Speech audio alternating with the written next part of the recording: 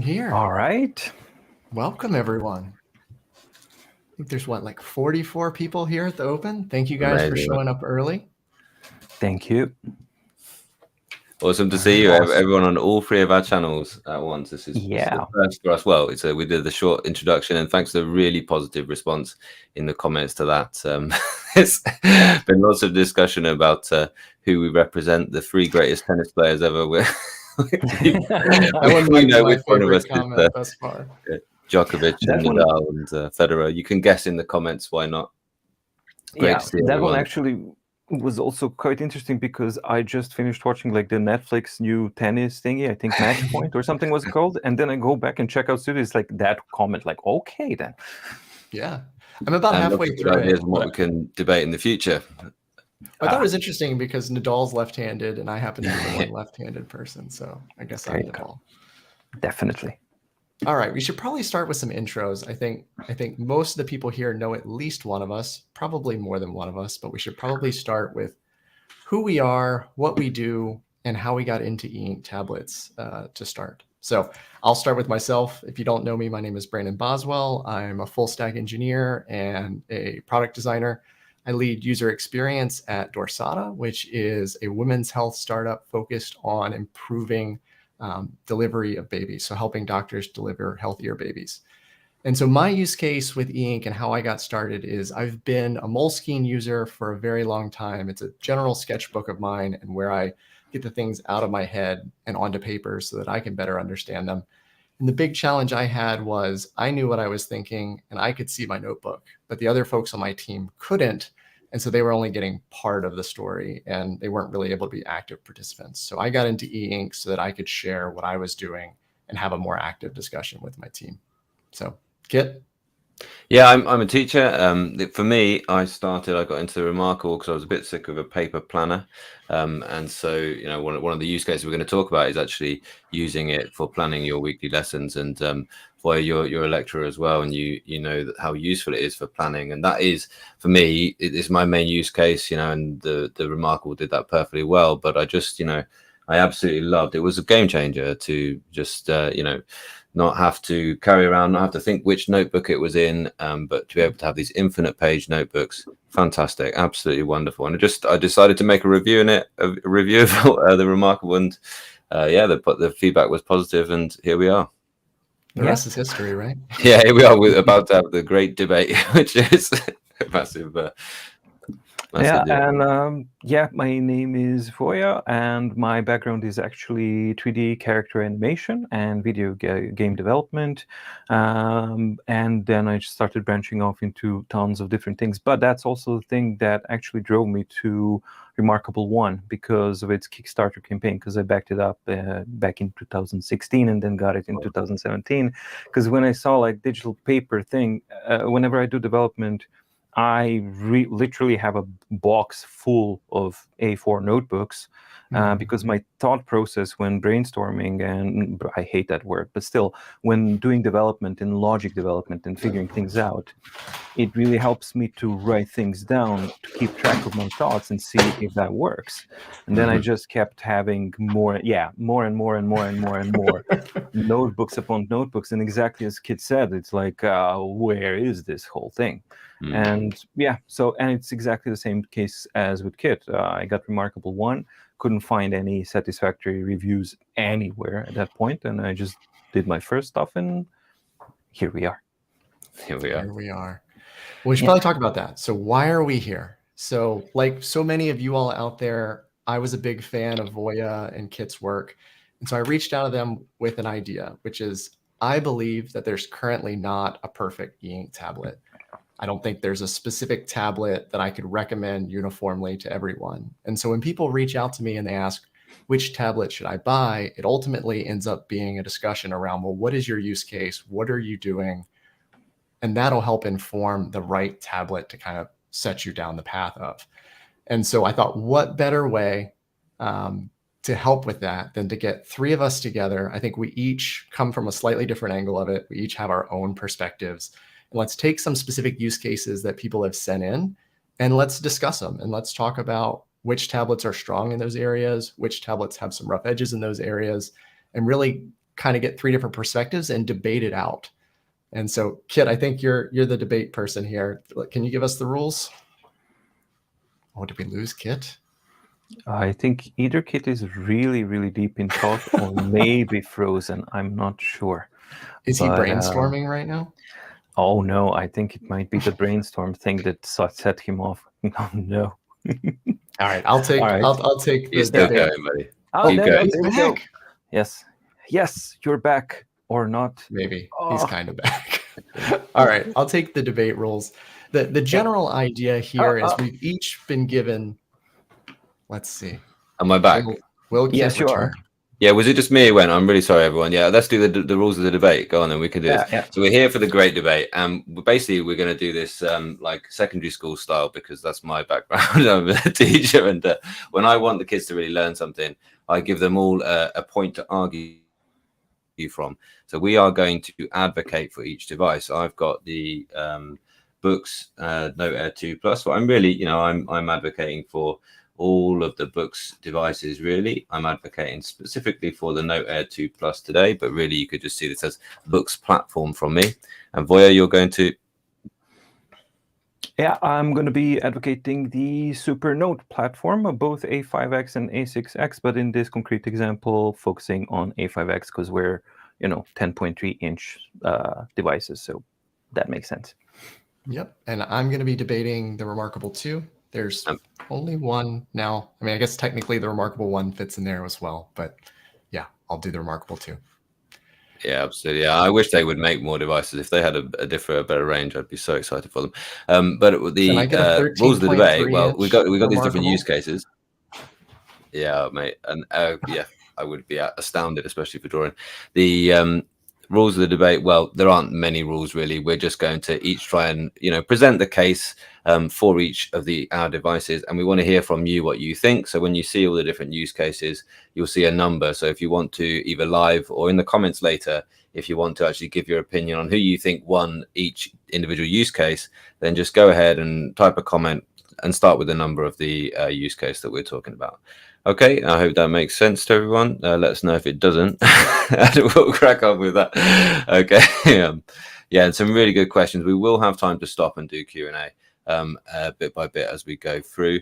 But from there, yeah, why do we pick these 3 devices? What we'll talk about next. Well, initially, the first title we had for this debate was the distraction-free free, and we wondered, right? Well, we'll debate for the Supernote, and we'll debate for the Remarkable, and we'll bring in the Kindle Scribe.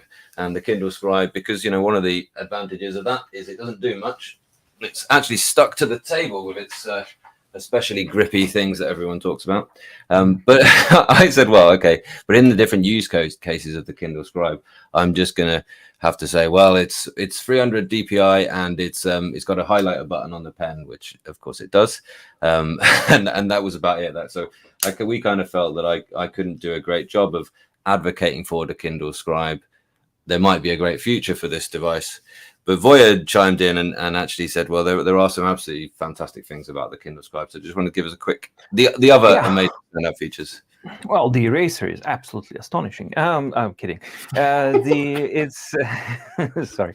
It's of course. I think that as a format, Kindle Scribe is just the hardware of it is properly made. It just really, really works well. And for anybody who actually worked a little bit with this device, it just is so good.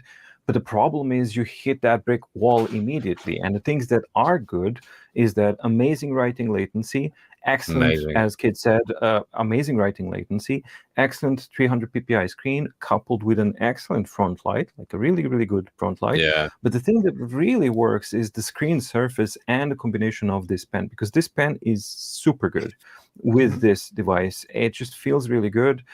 Reflections are fine. So basically, it's unfortunately, it's just sitting here on the side, and every 2-3 days I check for an update. Still nothing there. But I really have to say one more thing. Super duper quick startup time. So for example, I'm on a phone call and I skim the devices here. It's like, So, okay, Supernote takes time to start up. Boox takes time to start up.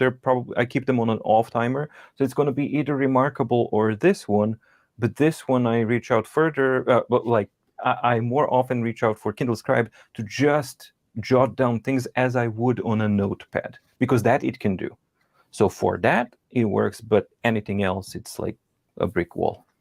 Yeah, 100%. Absolutely, I mean, the Kindle Scribe for me is a tale of two halves. I would argue the best hardware in the business, 300 PPI, really great front light, like you guys said. And then when you get to the software side, it just can't do quite enough to be a serious contender at this point. Maybe one day.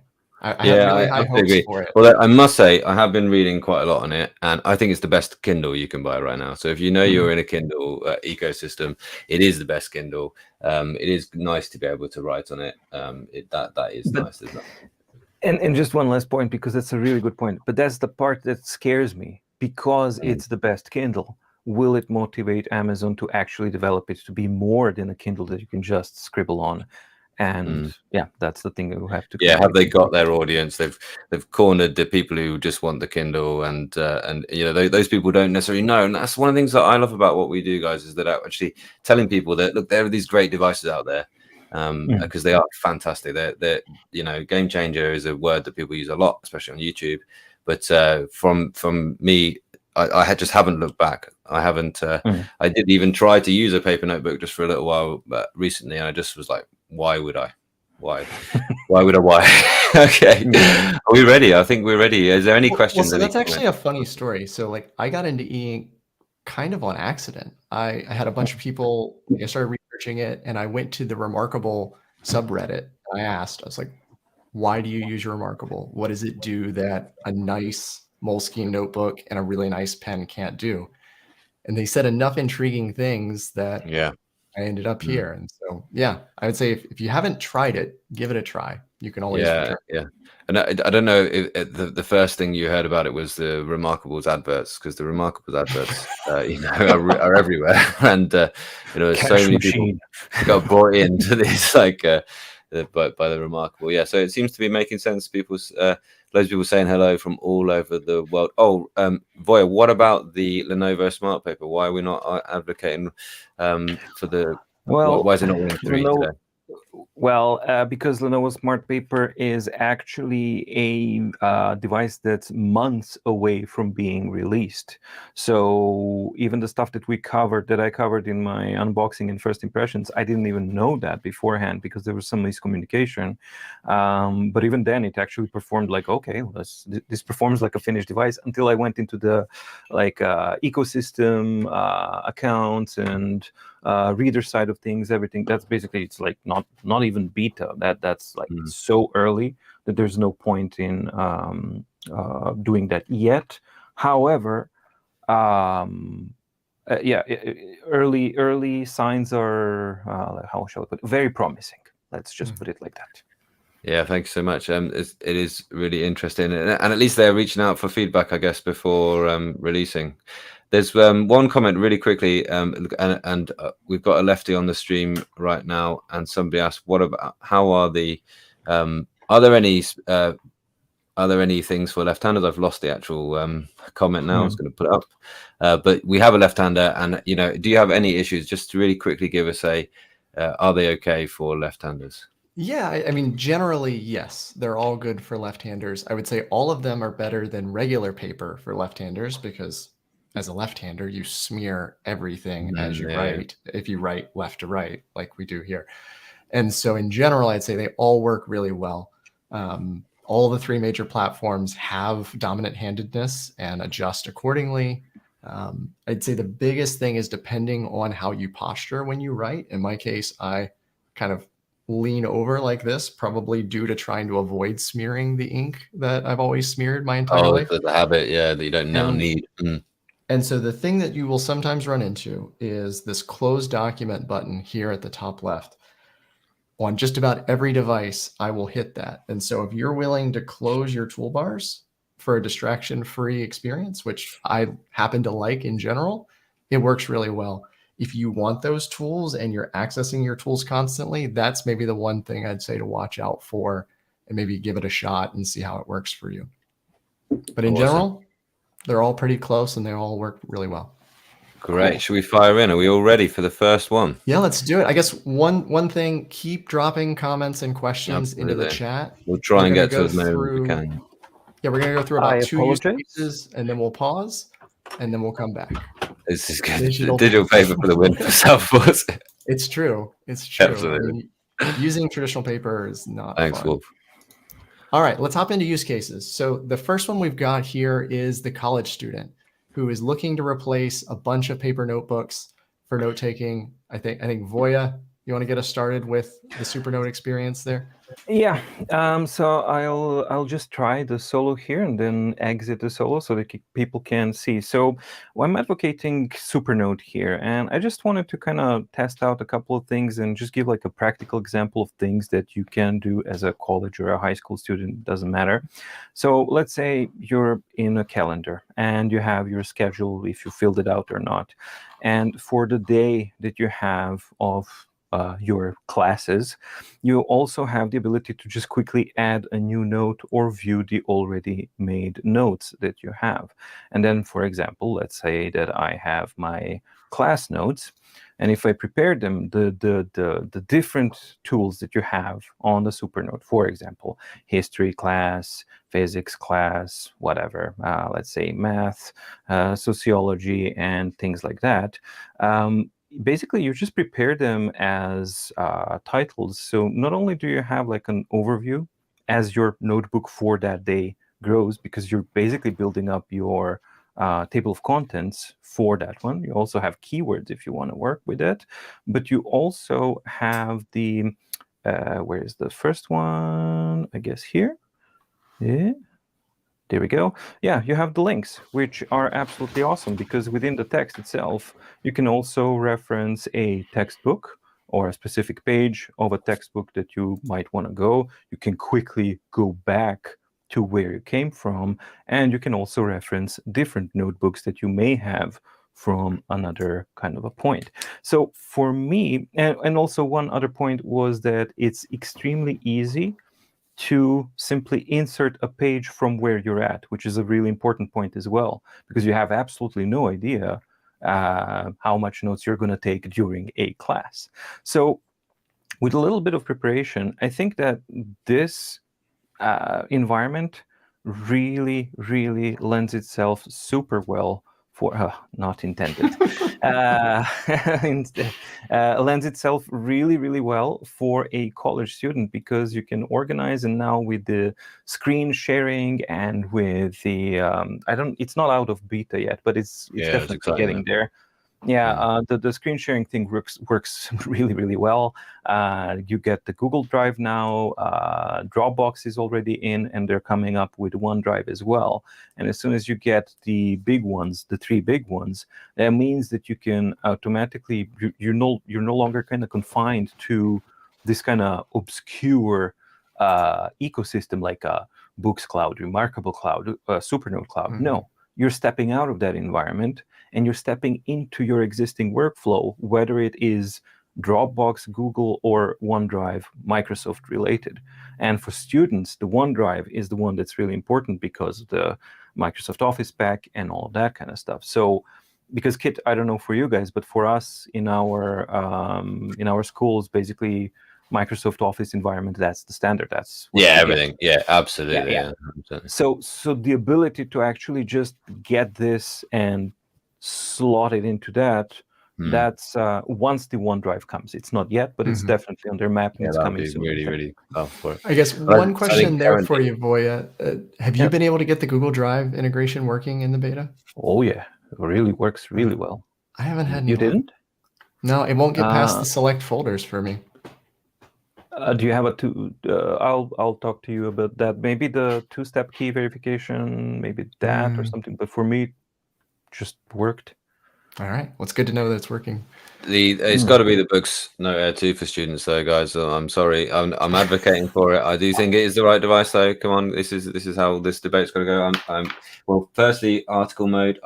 We've covered article mode loads on different videos, but article mode, if you're not initiated, is a way that you can actually, if you do have a large PDF, in columns or rows. You can select all kinds of different ways of just navigating through. So every page term will take you through these areas. And of course, if it's something like this, you can just do one area, you can just crop, and it's a permanent kind of crop, and you can annotate onto that this PDF just perfectly. Okay, so this is the thing for if you want to have all your PDFs, all your textbooks, all your work, and you want to annotate them as a student in your lectures. Well, this is the thing for you. And also, this is another super powerful use of this for students is having the book notebook, the split view here. Just one click, give me a doc and a notepad. And then it makes me a notebook which lives with this document. And now I can make this article mode so it goes top and bottom, or I can rotate the device. It is it's a fantastic device for students. And this, as I say, this lives in its own separate little folder in the home page. This book notebook lives in its own separate notes folder here, reading notebook.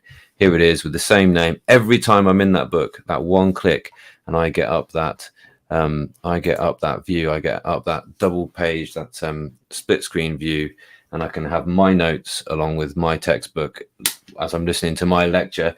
I can even record, ladies and gentlemen. You can't do that on those two devices. I can record. I can record my lecturer, okay, and I can have it played back. I can do voice notes that get linked in. It's a win for the. I'm sorry. I hate to predict things, but it might get a bit competitive for me. But did you do a lot of debates in school, Kit? I just think that the lesson format is A+.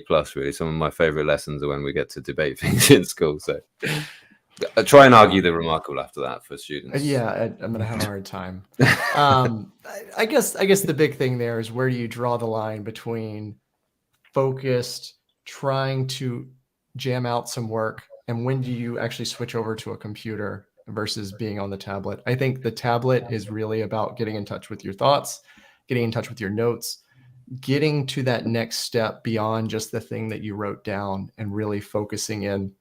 Again, that's Kindle remarkable marketing from the start. But I think it really is true. Like when I'm at my Remarkable, I am not at my computer. I am not at my phone.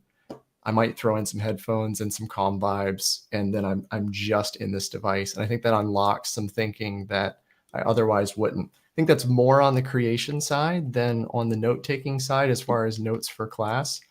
But that's where it gets nice. I guess pulling out of the debate a little bit, I think it's hard not to say that this is the Supernote when you think about a long-form document. Again, I'm going to fail at the debate, but I'm going to give my honest opinion. You guys got to tell us. So number one, you tell us.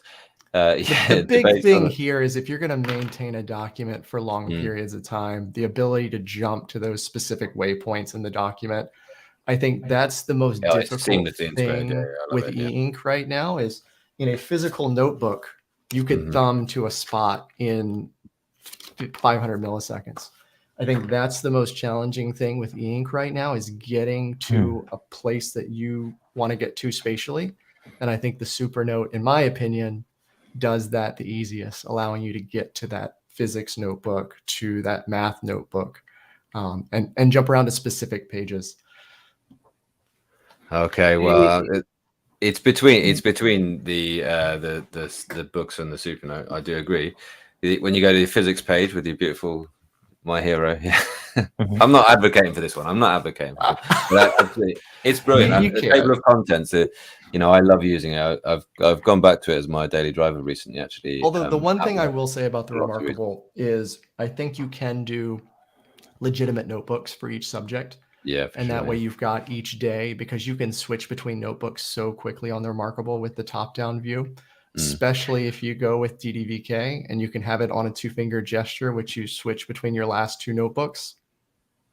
Really another thing about the Remarkable, which is actually really important, is the battery life in standby is astronomically good, and the startup time is blisteringly fast compared to both the Supernote and this one. So yeah, from the standby, Supernote is super fast as well. That's not a problem. But yeah, so let me just go back to the last notebook. I think it just comes back into a notebook as well, like anybody else. Yeah, it does. So it's really fast. That's not a problem. But with the Remarkable 2, first of all, it doesn't have an option of auto shutting down, but it doesn't really need it because they've tweaked their battery performance to a true zero consumption in standby. And that's basically the only out of these three devices that's able to do that properly. Supernote is trying, but it's still seeping power. And then the worst thing that I can find for any of these devices is I haven't used it in 2-3 days. Try to power up and the battery is dead. Asleep on you. Not just asleep. The battery's gone.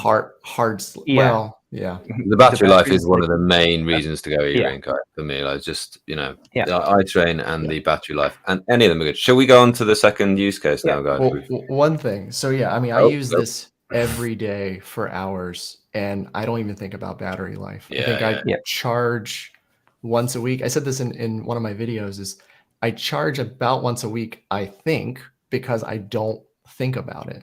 Basically, when it gets to about 10%, it'll show a little indicator and I'll plug in USB-C and then I don't think about it again for another week. Do you obsess about the 100% charging capacity like many other users do on Facebook group? No? I don't. Okay. I mean, I'm mostly at my desk, so maybe I'm spoiled where I don't have to think about it. But yeah, it's a non-issue for me. Oh, we lost Kit. All right. Well, I guess I can't segue to Kit. Yeah. Segue to the second one. Yeah. So our next use case is the busy professional who has tried an iPad as their primary device, but finds it a bit too distracting. And Kit is back. Sorry. Kit, I would argue that the Boox is probably the closest to the iPad. So I'm curious of your thoughts of the Boox for someone who found the iPad a bit too distracting.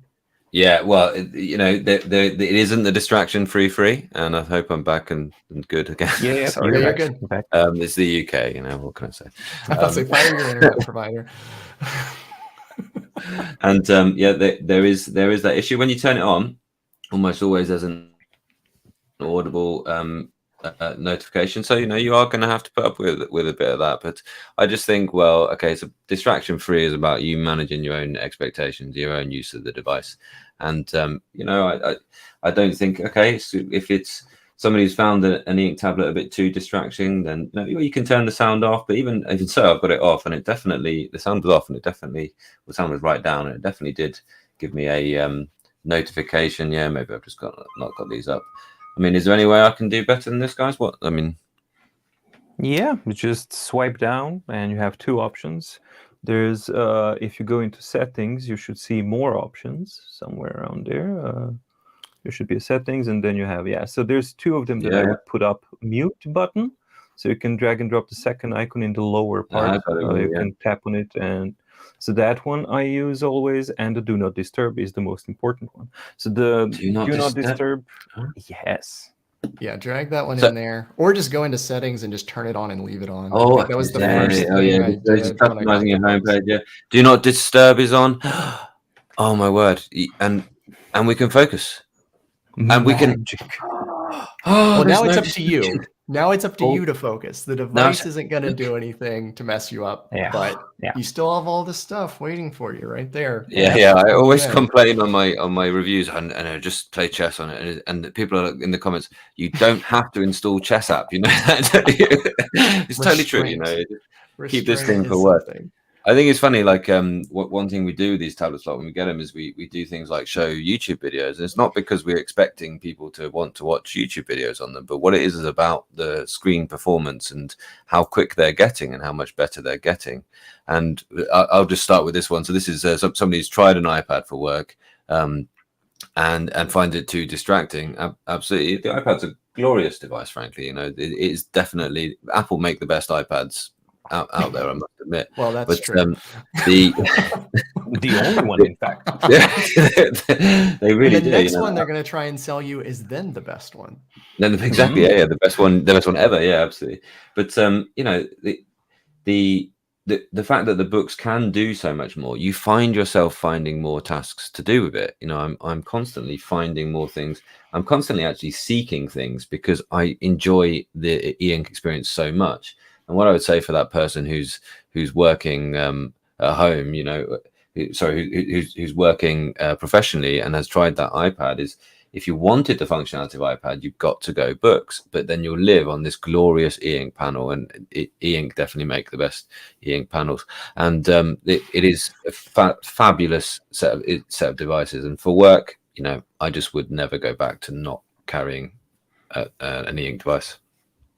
But Kit, for example, you like your iPad, so you have experience and you have a workflow with it, right? Yeah. Do you find it tricky to find the line between what you want to work on the Boox platform device? So where is the line between the Boox and the iPad? Because it is an Android tablet and it is kind of crossing, but you have the benefit of this, benefit of that.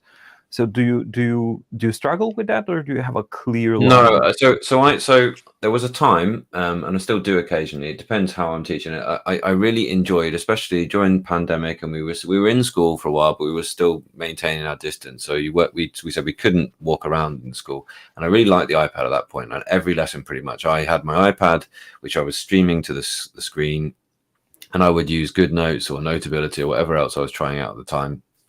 And I would teach, and it was glorious. And the kids actually really loved it.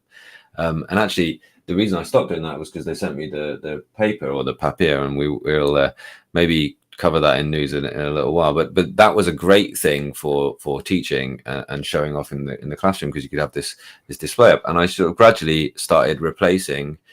Before that, I only had the Remarkable One, I think. So I was carrying iPad, Remarkable One, and now when I want to teach, I turn on my my books. So if I want to teach in that way, which I don't do every single lesson, because I don't think a great teacher is one that sits and just talks over a thing and everyone's expected to write things down, etc. Especially not for physics, because science, we don't do experiments. But I since having the books, I thought, well, everything that I want to do with the iPad, I can do on this, and I save my eyes, and I give my eyes that rest, And even in a busy teaching day, you spend enough time looking at the screen that your eyes just get that bit tired. And yeah, I just absolutely, since having the books, and especially since having the Boox Max Lumi, teaching on that was incredible as well. And I would say Boox devices, we haven't got teachers, but that's me, really, a busy professional that's tried using the iPad. But it wasn't my first use case. It wasn't what got me into it. It's just, as I say, if you buy a Boox, you'll find it can do more, and then you'll find reasons to do more on it. And even now with the Ultra series, or the Ultra Tab Ultra that we have with the keyboard, I found myself, so I've got to type an email. I've got my laptop there, but actually this email is going to take me 10 minutes to type, so I'm going to type it on an e-ink screen. And the benefits are just there at the end of the day when you're not absolutely dry-eyed and headachy driving home. And Brandon, for you, regarding the professional and all the remarkable thing? Well, before we get into the remarkable, I'm going to take a hard stance on the iPad piece, because this was part of my journey as well, which is, I think about a year and a half ago, I was like, I'm going to get an iPad to work through my thoughtfulness and to sketch out my ideas as a replacement for my Moleskine. And I think what it did really well is it got me on this journey of how to think about this. But the writing experience on the iPad is awful. And I know I'm going to upset some people, and my apologies ahead of time, but I think the iPad is a really powerful piece of technology. I don't think it's a great thinking device. I think it's really great if you're a digital artist. I think there's some amazing things you can do in that space. But in a lot of other spaces, there's too much overlap, where I would rather make the decision of, am I fully focused on my computer and I'm going to be really efficient? I'm going to have keyboard shortcuts. I'm going to have window management. I'm going to have multitasking. I'm going to be really efficient, get in and get out. Or am I thinking and exploring a problem, and I need an intimate experience? And for me, I didn't start with the Remarkable. I started with the iPad, and then I went to the Boox Note Air 2 Plus, because I really thought I needed the front light. and I really wanted one device that I could use both at my desk and in bed to read Kindle books. And I also didn't like the subscription service on the Remarkable, but that's neither here nor there. We haven't even mentioned the front light. I'm advocating for the Note Air 2 Plus. It has a front light that is hardly ever on, much more than this, but it makes a tiny little bit of difference. I love it. No, I'm 100% with you. Like even in my office, in my ideal conditions, that little bit of front light, it's top notch. It basically kind of compensates for the grayness of the screen. Sorry. Oh, I'm sorry. I'm sorry. We are definitely right, my buddy. Well, maybe we should have a pause for questions. Maybe this is the. In fact, we have one scheduled. Although we're just going to have the Supernote argument first. Yeah, give us like 30 seconds, and then we'll get to questions. I guess Voya, before you go, I mean, the Remarkable is the focus king. I mean, we got to get that out of there, which is I can turn all my toolbars off and I can just focus. This is all you can do. And therefore, you're not going to get distracted by anything else. You know, that thing in me, and the accessories are slick. It looks great. You know, absolutely. You can, in a professional world, that is absolutely a fantastic device. But they all are as well. Definitely. Voya? Cool. I'm distracted by some sounds from the background. I don't know. Did you guys hear something? Never mind. But what was the question for the Supernote and the Busy Professional? So I think that if you do struggle with the sorry, you guys do hear me, but I think we hear you. Yeah, I'll just switch over very quickly. And they said we weren't live. Yeah, this is the thing. We'll really quickly just have a look. It's not the Boox Ultra. This is the Note Air 2. This question's come up quite a lot, and Voya's going to have to chime in on this one because pixel defects on ink panels. What's the accepted maximum? I can't see any. I don't know. I honestly haven't had an experience of a drop pixel, but I've seen this talk about this quite a lot recently. Have you any experience with these drop pixels, Brandon? Have you ever had one? No, I have 4 or 5 devices. I haven't had any drop pixels. I do sometimes run into issues with the digitizers getting inaccurate near the edges. Right. Yeah. Is that with things like magnetic case and things? Yeah. Yeah. That's the thing. Yeah. Don't stack your tablets on top of each other. That's a great way to have temporary issues on the edges. As far as the pixel perfect thing goes, well, you can't have pixel perfect on an e-ink because if you want to check out some of my videos when I actually put up e-ink screens under a microscope, and basically what you have is that the e-ink screen is why it's lovely, is that it's physical e-ink cells that are black and white. So, and they are moving from the bottom to the top of the surface. So that's where they are. But here's the thing, they are of an irregular quality, irregular shape and size, and you have several of them and not a consistent number of them per pixel.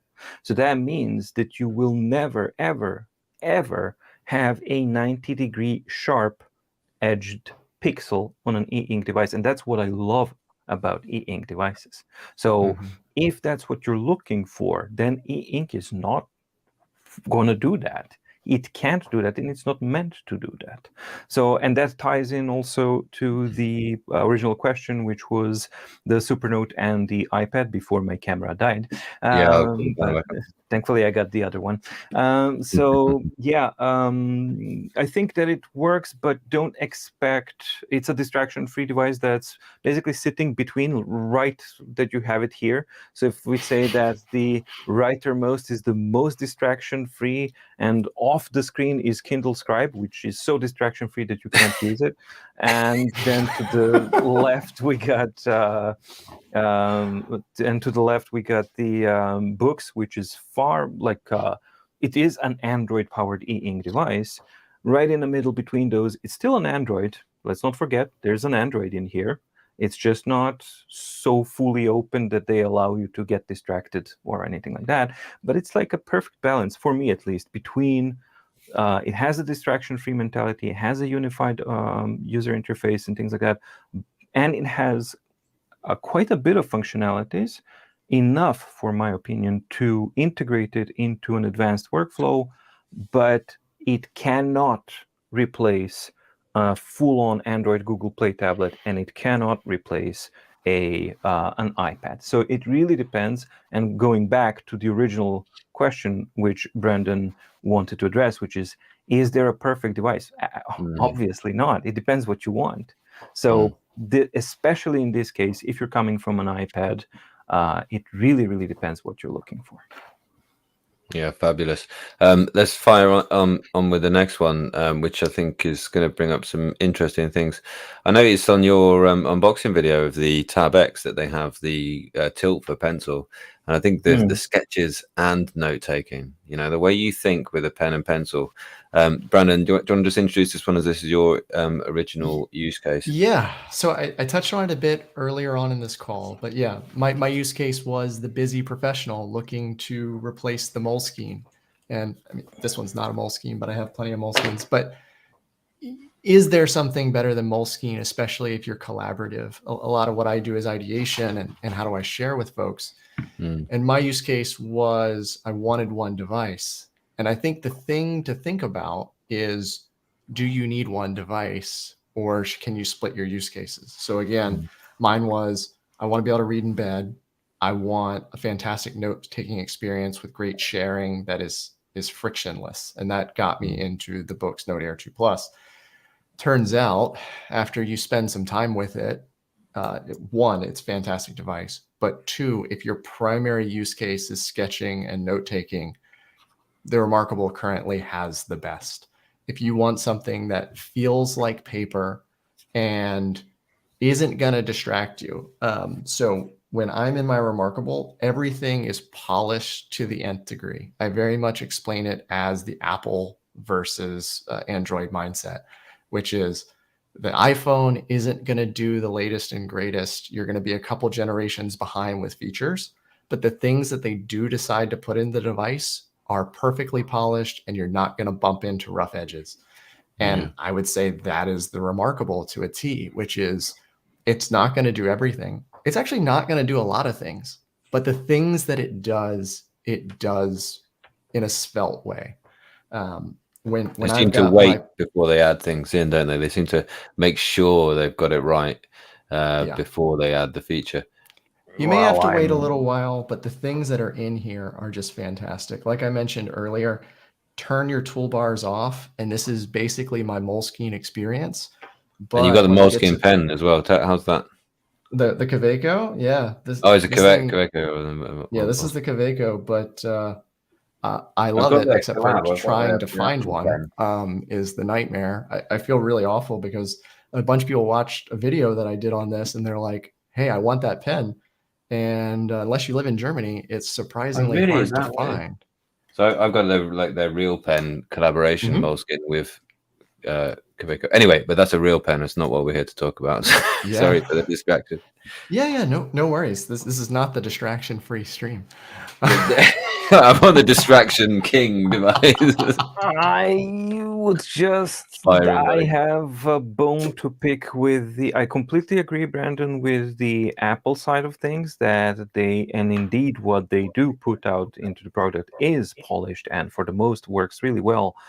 And I agree that Remarkable is trying to do that, but I absolutely cannot agree with the fact that what they release is polished and finished and done. And I think that the OS version 3.0 is like a shining beacon example of exactly how that's not the case. I know that they're trying and they desperately want to sell it as that model, and that's their business model for sure.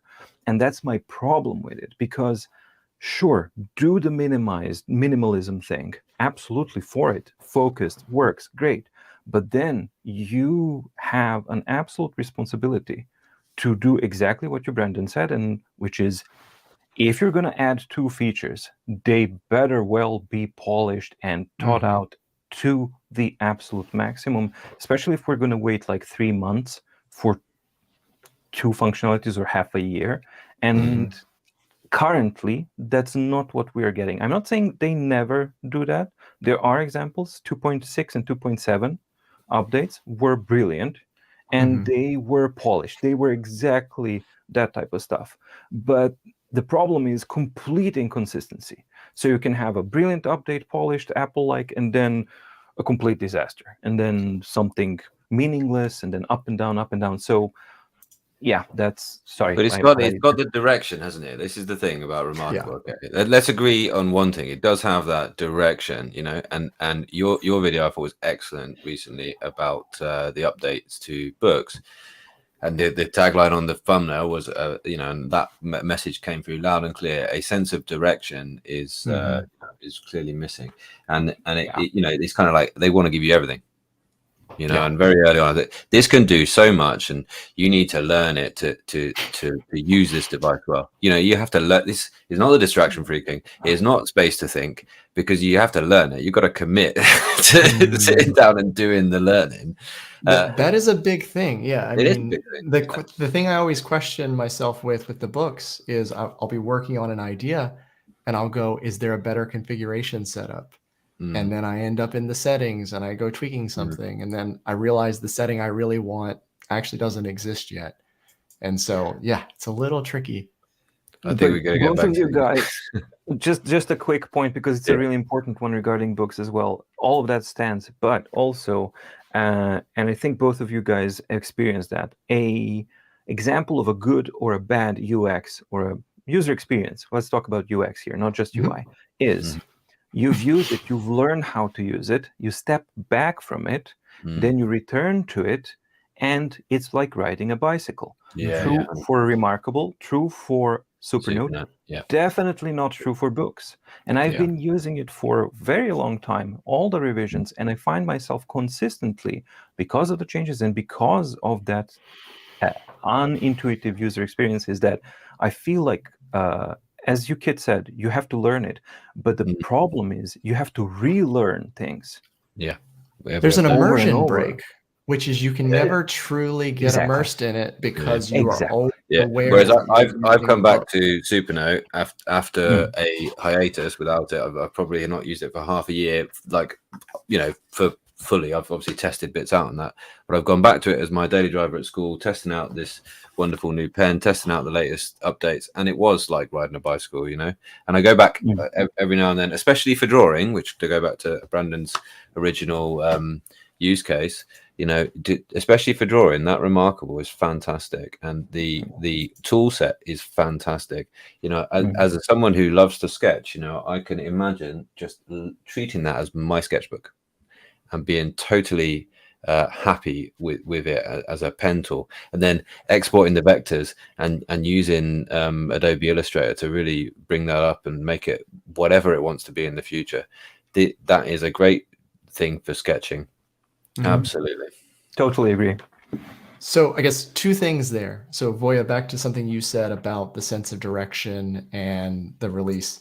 I think something that Remarkable struggles with is they want to have this opinionated design, and it's what makes the platform great, and it's what makes the platform challenging to use. And I think the one thing that I'd love to get through to them is you can be minimalist and there's still a place for settings. I think Linear did this big write-up on how settings are not a design failure, especially in something as personal as writing experience. I think that's probably the biggest thing I've learned on YouTube is my experience is not the same as the people that reply to me, and how you hold your pen and where your hand rests and what you're writing and how long you're writing all influences that. And so a couple simple things like being able to turn off vertical scrolling gestures if you don't want them would go a huge way. Again, as the lefty, and that's what you talk about the polish, but boy, isn't it? Yeah, absolutely. Yeah. Like, again, when I'm writing and I hit this button on accident and I close out my document, that's infuriating. And people who have vertical scrolling and don't want it are doing that constantly, and it makes the device almost unusable, or at least frustrating. Yeah, I think Brandon, you really hit the nail on the head, and I don't think that falls into polish. I think that falls exactly as Brandon said into a mindset.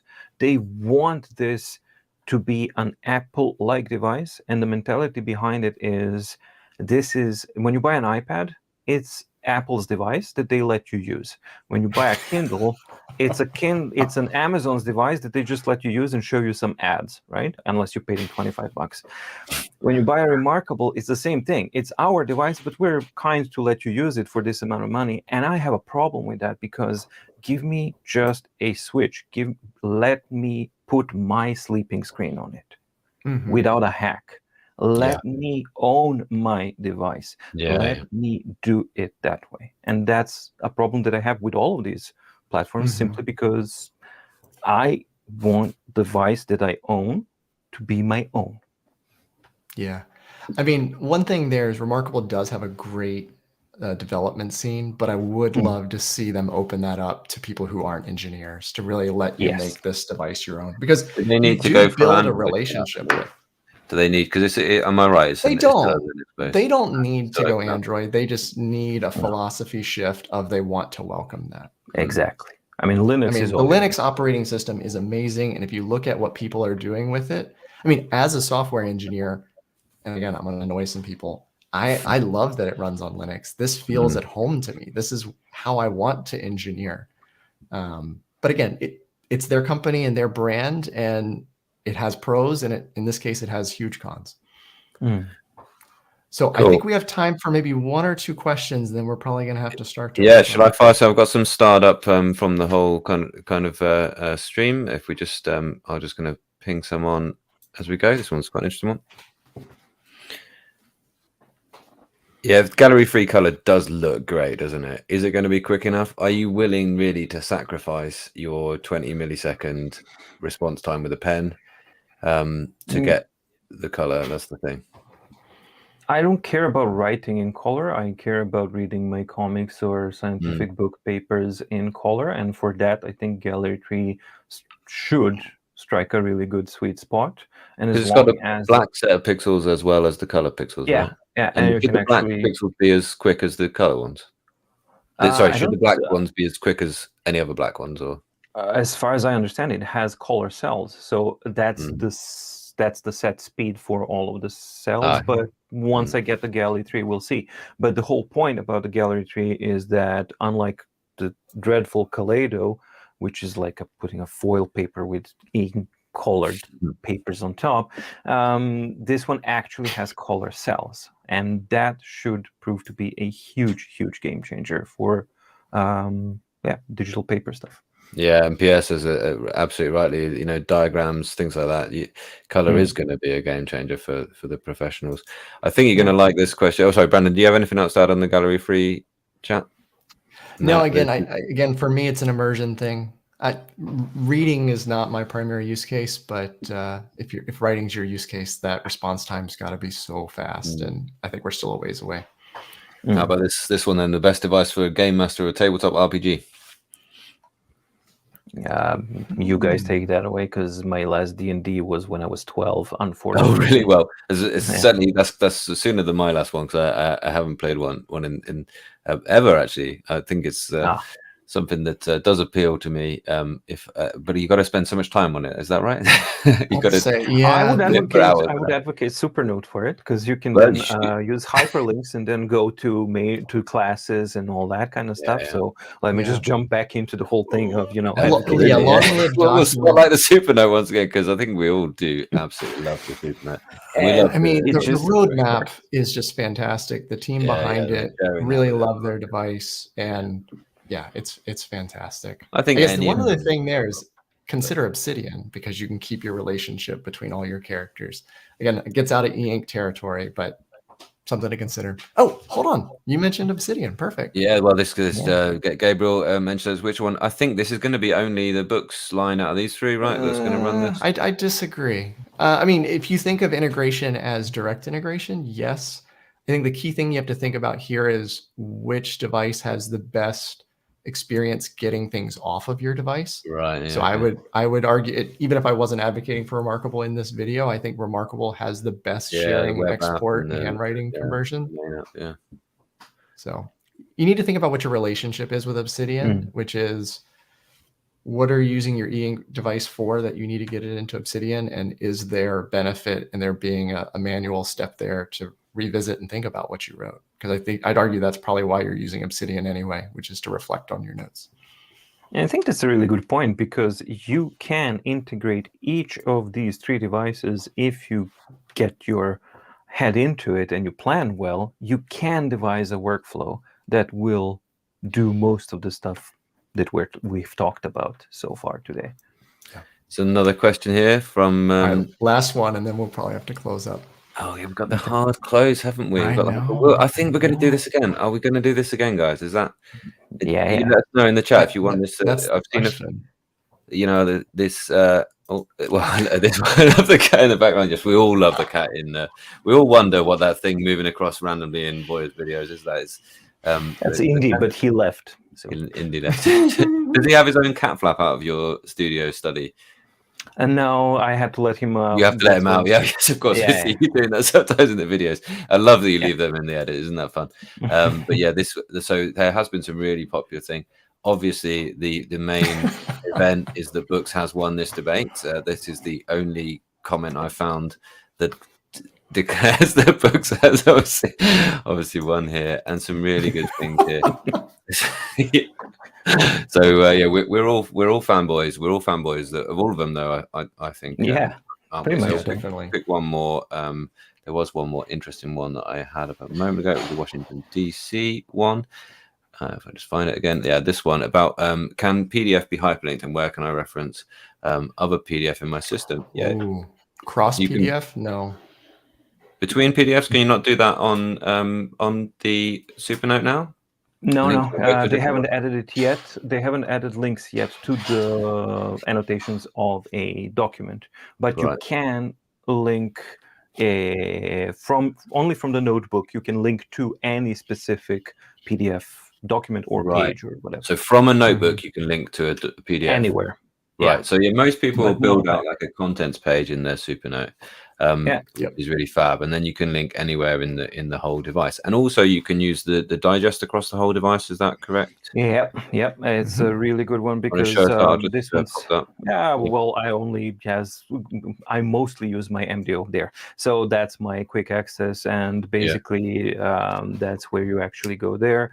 And if you have a last open document, so for example, when you annotate things, then you have a really quick overview over if your document has a table of contents. Table of contents. Thank you. Then you have also keywords that you can use, bookmarks and annotations, and then everything's like condensed in one place, so you can search and easily find all of those things. But it would be very nice if they added links that you also have the links category. I mean, that would be perfect. So far we don't have that yet, but with Supernote, actually, out of all the 3, it's the highest likelihood that it might actually happen on that platform. Yeah, great stuff. Oh, this is a common one at the minute. Why do Boox devices use Android 11 when phones and things are on 13? Well, go. I've always presumed it's something about optimizing for e-ink, and that's the. No, is that not right? I mean, that's why I'd love to hear your opinion. Funny, is it? So it's about licensing. You have the CPU and everything that you see. So you have your, the current or the last gen of these things. They come with the licenses for CPU with this version of Android up to this version of Android. So that's where you actually see that the older versions of Boox devices they get upgrades. Let's say OS 3.3.1 goes all the way back to Note 2 and Note Pro, which are like Android 9. So you have this kind of situation where it's an Android 9, but it doesn't get upgraded there because of some licensing deal with the hardware that's being used in there, as far as I understand. I might be mistaken, but I think that's a large part of it. So I think that you're always going to see in Boox, unless they start actually changing their approach to these things, it's always going to be a couple of generations back. Awesome. I just want to say we're going to have to go pretty soon. I just want to say a massive thank you for Brandon for actually bringing us together. This is Brandon's idea, so great. Oh, and I've got rid of him. Thank you so much. Get the heck out. Just over to you. Thank you. I guess just a couple things to close up. Thank you to Kit and Voya for agreeing to do this, responding to my email and agreeing to get on here. Big thank you to everyone who's watched it live. I think there's 230 of you right now. Big thank you to you guys. And a huge thanks to everyone who ends up watching this later. Again, let us know down in the comments if we should do this again and what should we cover if we do this again. And then lastly, like the video so that others like you can find it more easily, and subscribe to each of our channels. So Kit Bets Masters, My Deep Guide, and Brandon K. Boswell on YouTube. Thanks, everyone. Appreciate you guys. Thank you, guys. Thanks so much for spending the hour with us. Thank you, everybody. Thanks. Thanks. Bye.